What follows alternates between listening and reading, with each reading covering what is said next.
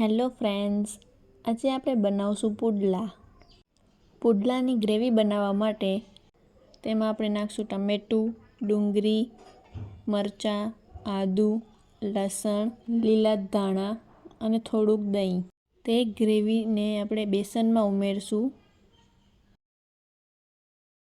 તેમાં થોડીક હળદર, લાલ મરચું, ધાણા જીરું, મીઠું અને કાળી મરીનો પાવડર ઉમેરશું અને તેને મિક્સ કરી લઈશું અને થોડું પાણી ઉમેરશું.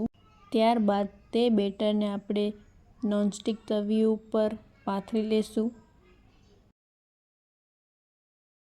તેના ઉપર બટર, શેઝવાન ચટણી, ડુંગળી, ધાણા પાથરી લઈશું અને તેને બે સાઈડથી શેકી લઈશું. અહીંયા પુડલા બનીને તૈયાર છે.